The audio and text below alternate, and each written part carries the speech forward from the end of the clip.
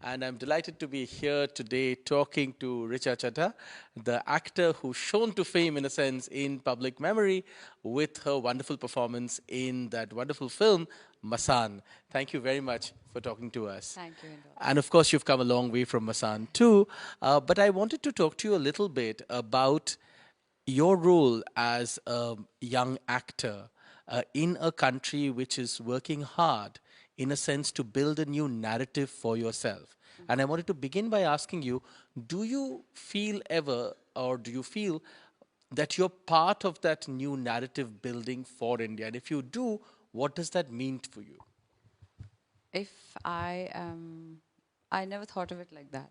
But I think in order to chart one's own career, you have to have some kind of story for your own self in your own head in order to have a clear, defined goal where you would like to go.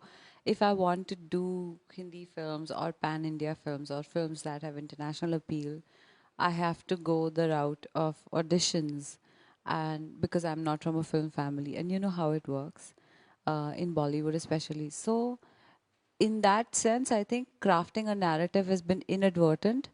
Um, I didn't really have a choice with what I started with, so it just Just for happened. many people who might be watching this video from outside India, I just want to explain when you said, and you know how that happens, you obviously are suggesting or explaining that Hindi cinema, like many other parts of Indian society, tends to be focused on dynasties, tends to be focused about people who've already been there and their family members, in that sense, perhaps get a better deal in many cases. Yeah.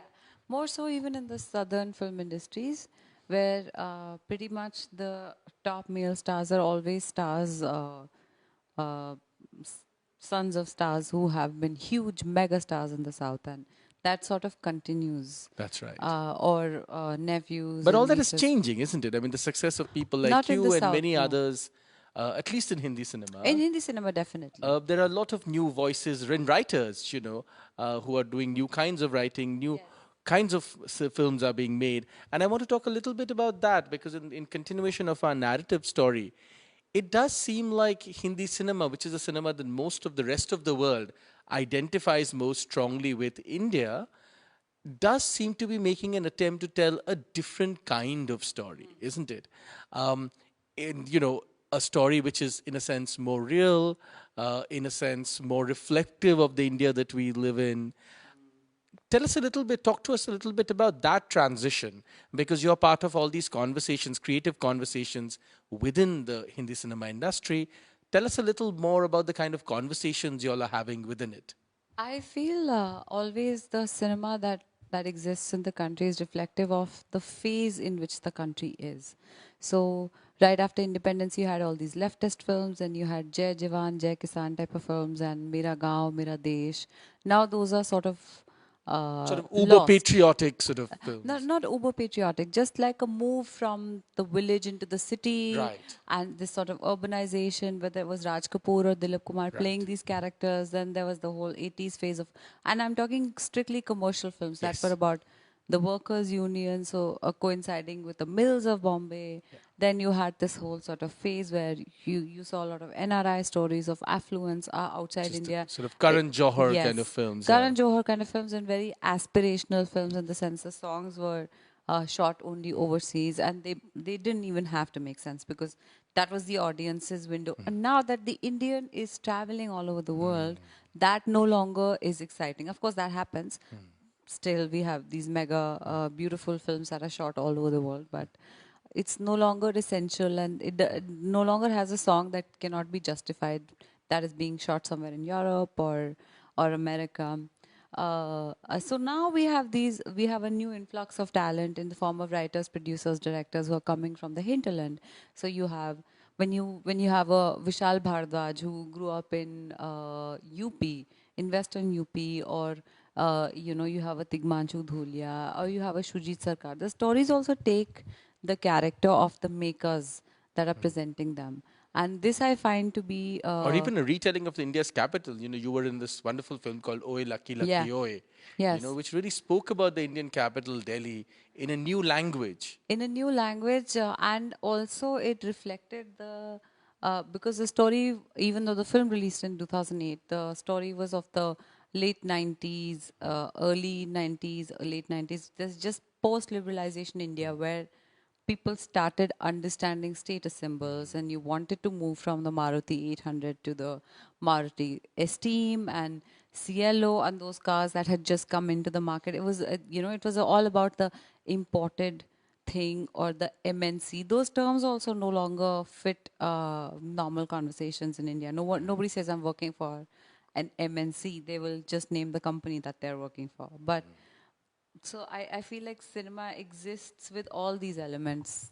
Fascinating. Yeah. Um, and this is really exciting because all of these films, including Masan, we were just talking about that wonderful film, which was really appreciated around the world. And I want to explain. I want you to explain this to us. Actually, that film was really about very intricate socio-political things in the Indian hinterland, in Yeah. small town India, parts of it even in village, rural India.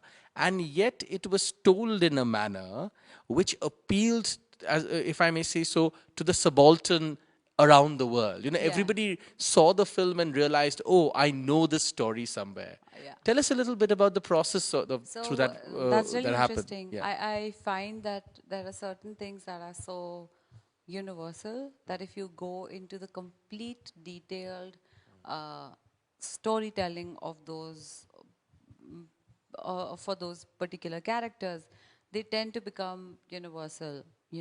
So if this girl who was born into a Brahmin family whose father was a priest was So this supposed was to, obviously about a caste system, so to it speak. was about caste system, and it was about a woman trying to have premarital sex for the first time, or just trying to experiment with her boyfriend. And there was a low caste boy who was in love with an upper caste girl, and it was exploring caste dynamics and gender dynamics and what it essentially means to be a woman in India, because it comes with the burden of probity sort of lies on the shoulder of the woman.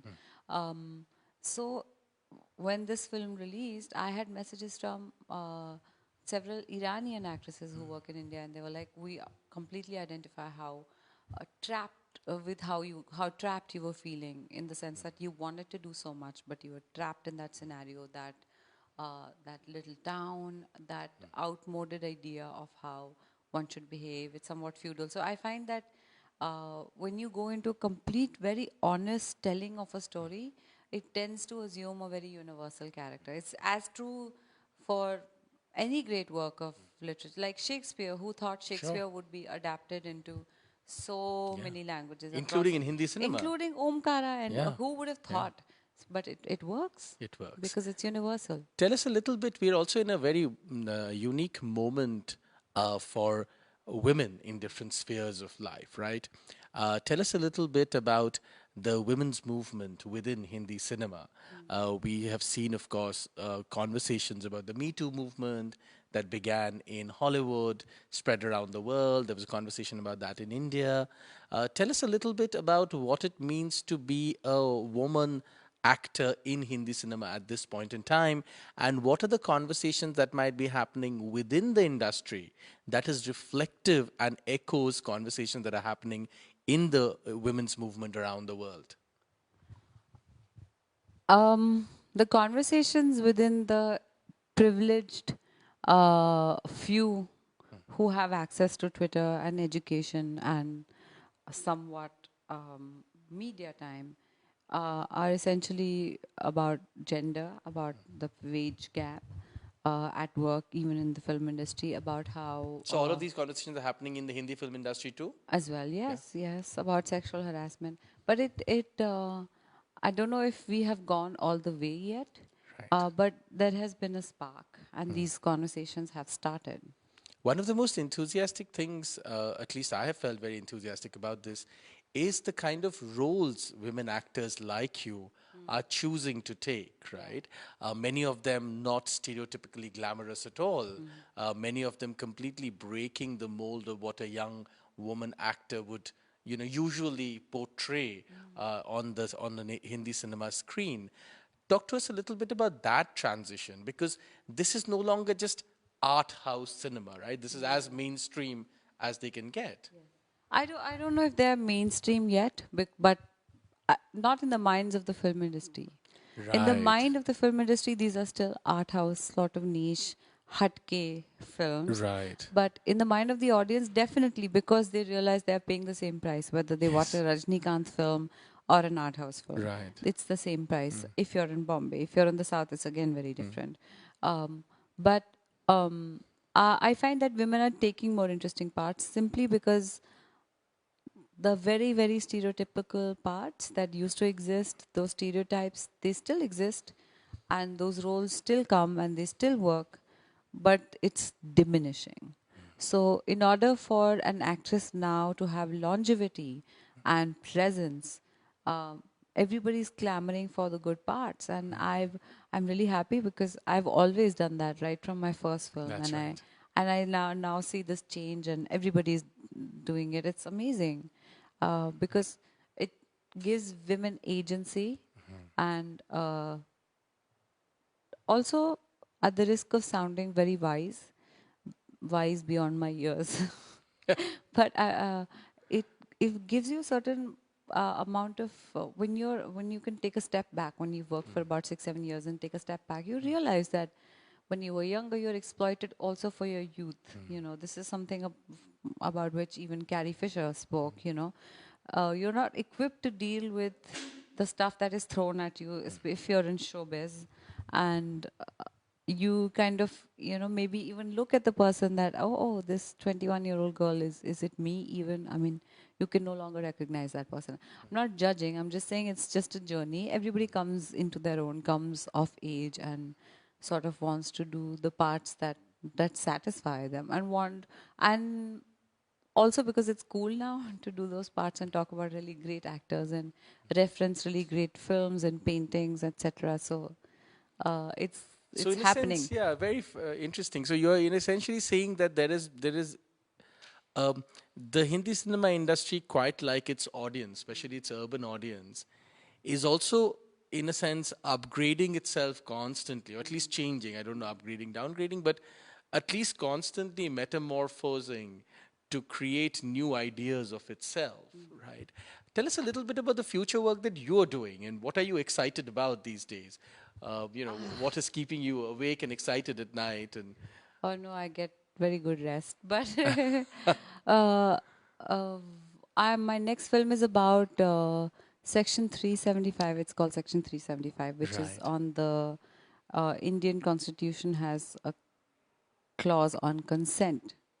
So right, this it's a courtroom drama, which is basically the case of a Bollywood director being accused of rape by his subordinate, and they're right. trying to investigate whether the case is real or true or not, and what the legal purview of consent in India is very different actually Right. from things in Other other parts of the countries. Yeah, world. other parts of the world. That's a very interesting because this is, of course, this consent debate, of course, is at the very heart of some of the conversations that are happening within women's movements around the Well, world. in this case, if a woman is in a position is in a subordinate position and a man in a position of power exploits her, and she gives in at that moment, so she gives, so it's a yes. Even then, at a later date, the man is liable if she accuses him because she can always claim that although my consent was there, my will wasn't there. So this is very peculiar to the Indian Constitution. The Very interesting. ramifications of this are being explored in this film that I've done, Okay. and it's turned out to be quite interesting. So this comes out in August. Very, very interesting.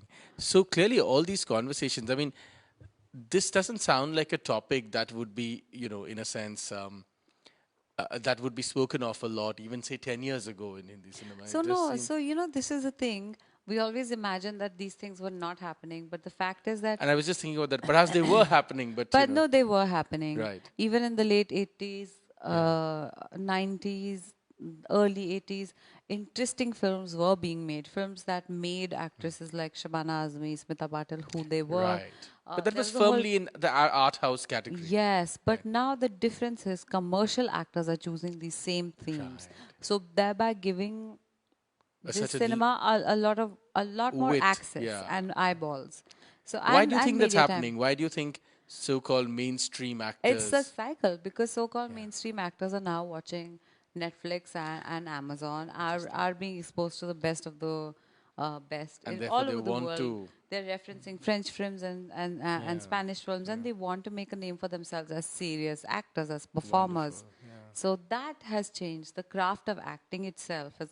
I mean, you can no longer get by with being really bad. You can be mediocre and get by, Right. but you You can't can't get be. by if you're really bad. If you're Okay. really bad, even if your father is the biggest producer or You will your still mother sing. is the biggest star, it's not going to happen. Okay, that's a really optimistic note to end our conversation on. Congratulations on your new film. Thank you. I hope it does really well. Thank And you. thanks very much for talking to us. Thank you. Thank Thank you. you.